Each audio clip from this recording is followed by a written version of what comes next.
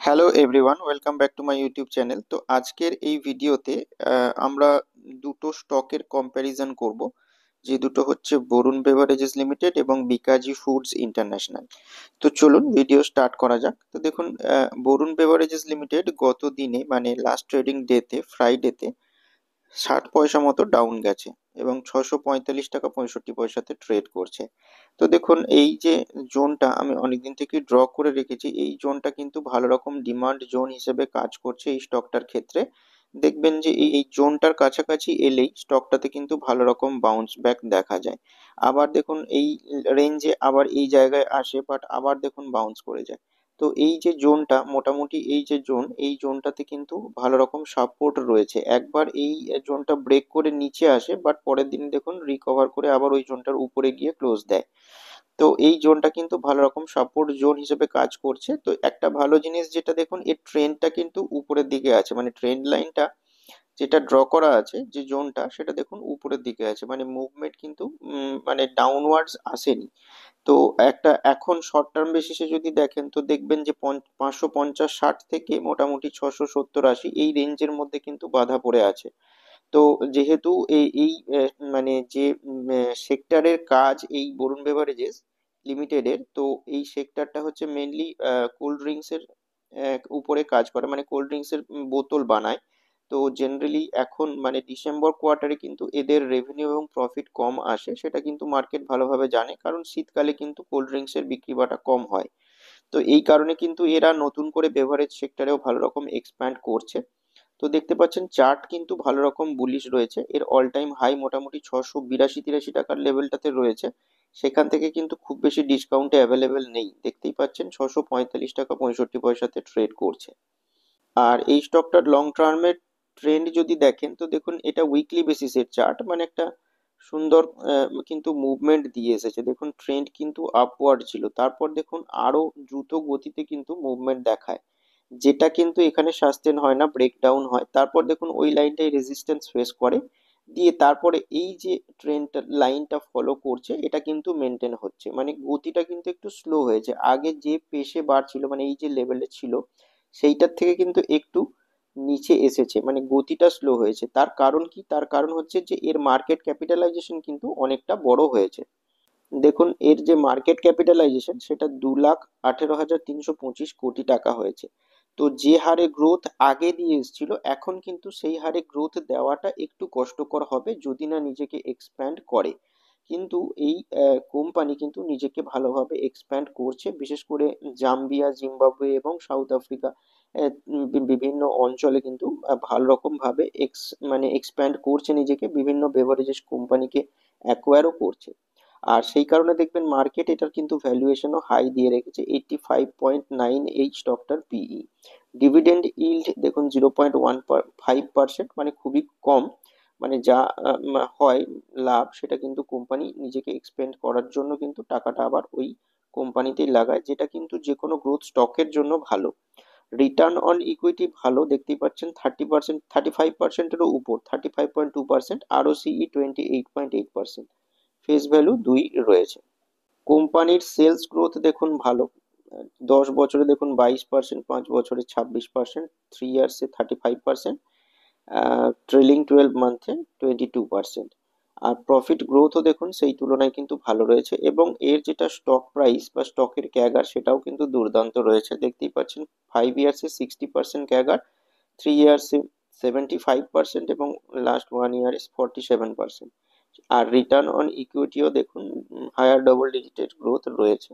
তো খুবই ভালো পার্সেন্টেজ কিন্তু হারে স্টকটাও বাড়ছে, এবং রিটার্ন অন ইকুইটিও কিন্তু খুব ভালো দেখিয়ে এসেছে স্টকটা। আর এই স্টকটার অপারেটিং প্রফিট যদি দেখেন, তো এটা কিন্তু ইয়ার অন ইয়ার বেসিসে চেক করতে হয়, কারণ বললাম যে শীতকালে এদের নিশ্চিত রেভিনিউ সেই হারে বাড়বে না যে হারে গ্রীষ্মকালে বাড়বে।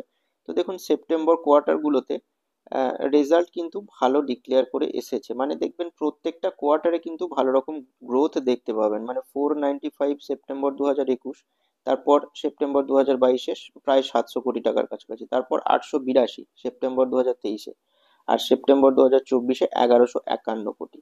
তো দেখতেই পাচ্ছেন যে এর কিন্তু ভালো রকম গ্রোথ রয়েছে। মানে ডিগ্রোথ হয়নি। আবার যদি ডিসেম্বর মাস ধরে দেখেন, তো প্রত্যেকটা ডিসেম্বর মাস ওয়াইজও দেখুন কিন্তু এর ভালো রকম কিন্তু গ্রোথ দেখা যাচ্ছে। সিমিলারলি মার্চ কোয়ার্টার গুলোতেও যদি লক্ষ্য করেন, তো ইয়ারলি বেসিসে কোয়ার্টার গুলোতে দেখুন ভালো রকম গ্রোথ কিন্তু লক্ষ্য করা যাচ্ছে, 531 থেকে 798, 798 থেকে 989। তো মানে প্রত্যেকটা ইয়ারলি বেসিসে কিন্তু এই ভালো রকম গ্রোথ মেনটেন করছে, সেই জন্য দেখবেন স্টকটাও কিন্তু ইনভেস্টরদের কাছে খুব ডিমান্ডেবল এবং খুব ভালো পারফরমেন্স দেখিয়ে এসেছে এতদিন। আর নেট প্রফিটও দেখুন গ্রোথ কিন্তু ভালো রয়েছে, এই জায়গাটা কিন্তু ডিটেলে দেখতে পারেন যে কোনো ইয়ারেই কিন্তু এদের প্রফিটের গ্রোথ কমেনি।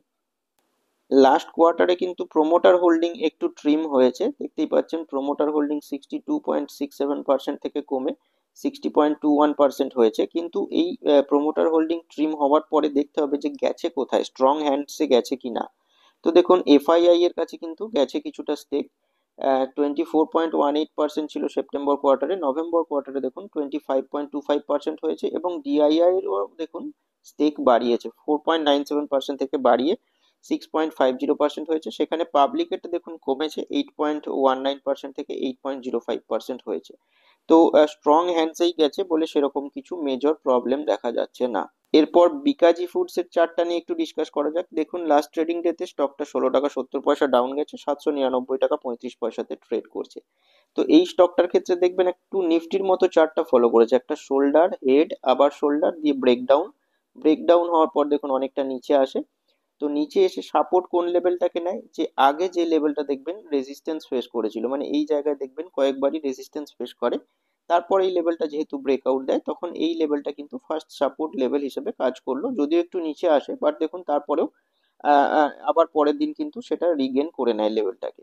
তো তারপর দেখুন ভালো রকম মুভমেন্ট দেখায়, তো যেহেতু এই লেভেলটাকে ব্রেক করেছিল এই জায়গাটাতে হেড এন্ড শোল্ডার প্যাটার্নে, তো ওইটা কিন্তু রেজিস্ট্যান্স ফেস করতে পারতো, কিন্তু রেজিস্ট্যান্স ফেস না করে উপরে চলে যায়, বাট আবার মার্কেট প্রেসারের কারণে দেখুন ডাউনে আসে।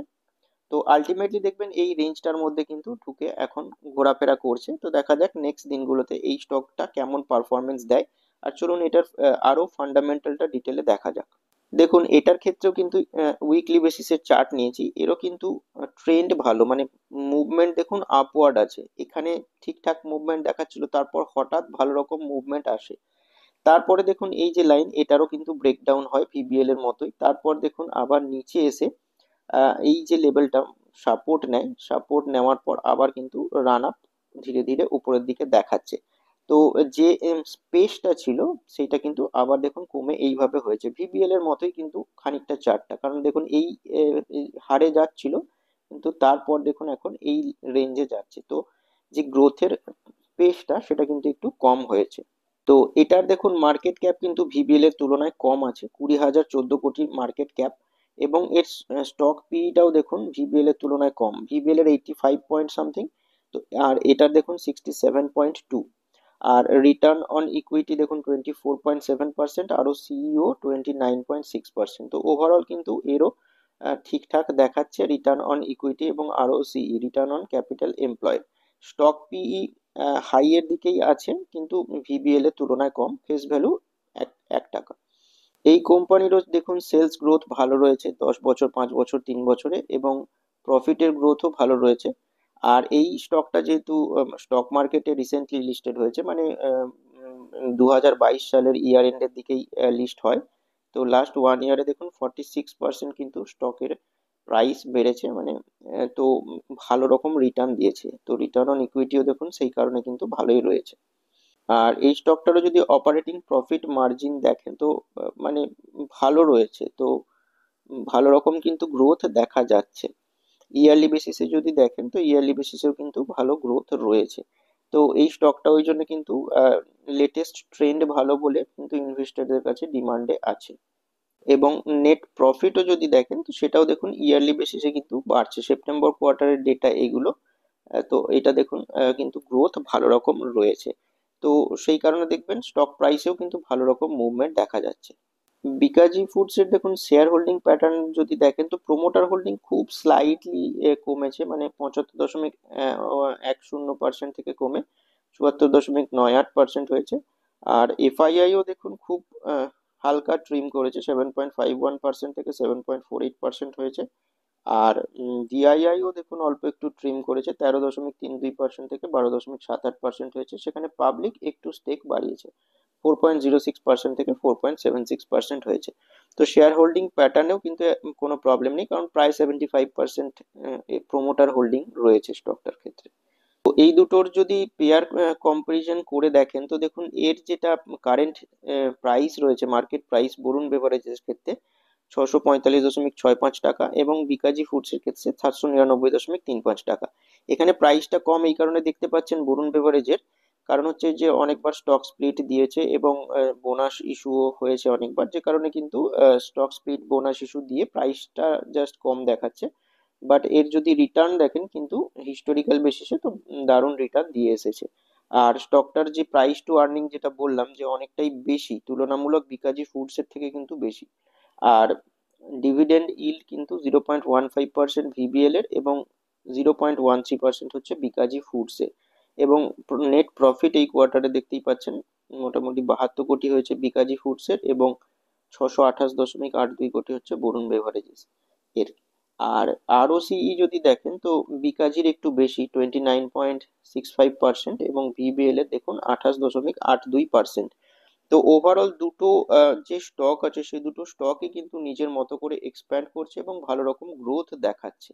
এদের যদি ম্যাক্সিমাম চার্ট দেখেন, তো দেখলে বুঝতে পারছেন যে বরুণ বেভারেজেস 2373.76% রিটার্ন দিয়েছে, এবং বিকাজি ফুডস 151.91%। যদিও এটার মানে লিস্টিং 2022 সালের শেষের দিকে হয় বিকাজি ফুডসের, তো এরকম ভাবে কম্পারিজনটা করলে ঠিক জাস্টিফাইড হবে না। তো মোটামুটি লাস্ট 1 ইয়ারে কে কিরকম পারফরমেন্স দিচ্ছে দেখা যাক। তো একবার দেখুন যে 5 ইয়ার্সেও কিন্তু দুটো রিটার্ন ভালো রয়েছে, মানে ভিবিএল এর রিটার্ন প্রায় 10 গুণ হয়েছে। এটা তো বললাম লাস্ট 1 ইয়ার রিটার্ন দেখলে ভালো। তো লাস্ট 1 ইয়ারে দেখুন ভিবিএল 46.24% এবং বিকাজি ফুডস 48.45% রিটার্ন কিন্তু দিয়েছে। তো দেখতে পাচ্ছেন যখন এখানে ভিবিএল সাইডওয়েজ মুভমেন্ট দেখায়, তখন কিন্তু বিকাজি ফুডস কিন্তু আরো ডাউন চলে যায়, যেহেতু ছোট মার্কেট ক্যাপওয়ালা স্টক। তো ওই জন্য পড়ার সময় কিন্তু পড়বে বেশি, একটু রিস্কি বেশি হবে। তারপর দেখুন এই জায়গাটাতে কিন্তু ভালো রকম গ্রোথ দিয়ে আবার উঠে আসে। তারপর যখন দুজনেই সাইডওয়েজ যায় কিছুটা টাইম, তারপর দেখুন ভিবিএল এর একটু ডাউনওয়ার্ড মুভমেন্ট আসে, দিয়ে তারপর কিছুটা সাইডওয়েজ চলে, তখন কিন্তু এখানে বিকাজির দেখবেন ভালো রকম গ্রোথ দেখা যায়। এখন মোটামুটি প্রায় দুজনে সেম লেভেলেই ট্রেড করছে। তো দেখা যাক নেক্সট দিনগুলোতে কার কিরকম পারফরমেন্স হয়। আর এবছর ইয়ার টিল ডেটে দেখতে পাচ্ছেন ভিবিএল প্রায় 30% মতো রিটার্ন দিয়েছে, এবং বিকাজি ফুডস 46.38%। তো বিকাজি কিন্তু ইয়ার টিল ডেটে এগিয়ে আছে। বিকাজি ফুডসও কিন্তু নিজেকে ভালো রকম এক্সপ্যান্ড করছে। আরিবা ফুডস অ্যাকুইজিশন করেছে রিসেন্টলি অক্টোবর মাসে হেজেলনাট ফ্যাক্টরি ফুডস প্রোডাক্টস, যেটা 131 কোটি টাকা দিয়ে অ্যাকোয়ার করেছে। এটা মেনলি সুইট বেসড কোম্পানি, মানে এরা ক্যাফে এবং সুইটের ব্র্যান্ড যেটা লখনৌতে আছে সেটা অ্যাকোয়ার করেছে। আর ভিবিএলও নিজেকে এক্সপ্যান্ড করছে। এদের বোর্ডও রিসেন্টলি অ্যাপ্রুভ করেছে যে এসবিসি তানজানিয়া মোটামুটি 1304 কোটি টাকা দিয়ে কিন্তু ওইটার মানে অ্যাকুইজিশন করবে। তার সাথে ঘানাতে এসবিসি বেভারেজেস সেটাকেও মোটামুটি 127 কোটি টাকা দিয়ে অ্যাকোয়ার করবে। তো মানে শুধু কোল্ড ড্রিঙ্কস এর বোতল না, নিজেকে বেভারেজ সেক্টরে মানে কুরকুরে চিপস জাতীয় জিনিসেও কিন্তু নিজেকে এক্সপ্যান্ড করছে। দুটো কোম্পানি নিজের মতো কিন্তু ভালোভাবে কাজকর্ম করে যাচ্ছে।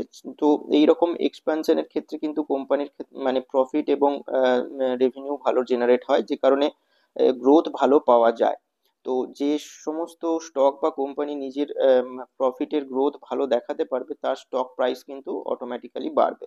হ্যাঁ, বাড়বে মানে এরকম নয় যে একদম প্রত্যেক দিন বাড়তেই থাকবে, বাড়া কমা থাকবে, স্টক মার্কেটে ওঠানামা থাকবে। বাট যদি নিজেকে এক্সপ্যান্ড করে তাহলে অবশ্যই ভালো প্রফিট আসবে, যে কারণে কিন্তু স্টকের প্রাইসও ভালো রকম মুভমেন্ট দেখা যেতে পারে। কারণ যে কোনো স্টক চলার পিছনে তার প্রফিটের গ্রোথ যদি ভালো থাকে, তাহলে কিন্তু সেইটা সাস্টেনেবল হয়। তো দেখা যাক নেক্সট দিনগুলোতে কেমন কি পারফরমেন্স দেয়। আমি মোটামুটি দুজনের চার্ট আলোচনা করে দুজনের ফিনান্সিয়াল ডিসকাস করে আপনাদের কাছে এই অ্যানালিসিসটা সহজ করে তোলার চেষ্টা করলাম। কোনো রকম কল নয় বা কোনো রকম রেকমেন্ডেশন হিসেবে নেবেন না। আপনারা নিজেদের রিসার্চ করুন এর উপর। আরো যদি কোনো রকম ইনভেস্টমেন্ট করতে চান স্টক দুটোতে, তাহলে কিন্তু আপনার ফিনান্সিয়াল অ্যাডভাইজারের সাথে কনসাল্ট করে করবেন। ভিডিওটা ভালো লাগলে লাইক করবেন, আর এরকমই ইনফরমেটিভ ভিডিও পাওয়ার জন্য চ্যানেলটিকে সাবস্ক্রাইব করতে পারেন।